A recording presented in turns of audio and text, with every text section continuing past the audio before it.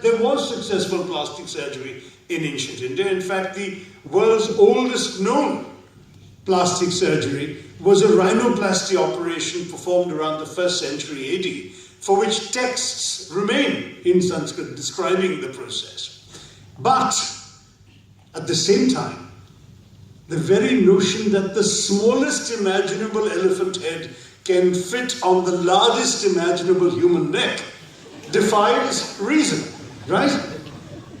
And yet, there we have no less a figure than the Prime Minister of the country, confidently advancing the proposition, thereby demolishing not only respect for his powers of reasoning, but also, unfortunately, the actual achievements of Indian plastic surgery, which look ridiculous when this is cited as an example of it. We have our Minister of State for Human Resource Development, no less, telling us that Darwin got it all wrong because he'd never seen an egg turn into a man. Right? Because reason or reasoning requires a certain willingness to master the basic facts and assumptions on the basis of which an argument is advanced, and if necessary to challenge that proposition on the basis of other facts, but not, shall we say, without any reasoning at all. What about the Rajasthan Minister of Education, Mr. Satyapal Singh's counterpart, who says that the cow is the only animal that inhales and exhales oxygen, and therefore must congratulate. Right?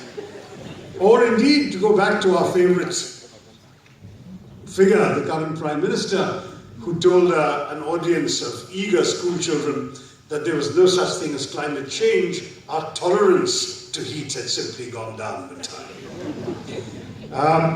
Now, these are, there are many, many more anecdotes. And since the talk was about the role of reason in Indian politics, and politics had to be mentioned, I couldn't cite in all conscience that wonderful retiring judge in the Rajasthan High Court, an avowed supporter of the ruling party, who explained to all of us that the peacock is the national bird because it never has sex. It impregnates the peahen through its tears. Now, of course, if it's never having sex, no doubt it has tears, but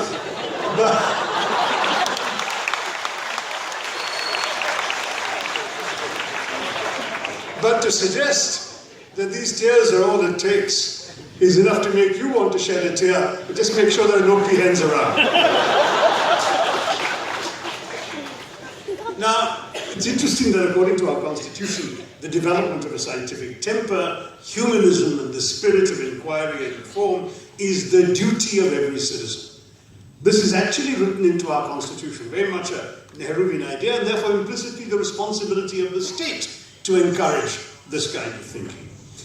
India's first Prime Minister, Jawaharlal Nehru, argued that unlike religion, which he said tends to produce, and I quote, intolerance, credulity, and superstition, emotionalism and irrationalism, unquote, the opposite, in other words, of reason, and that, he felt, leads to, quote, the temper of a dependent, unfree person, unquote. A scientific temper is the temper of a free man. Now, of course,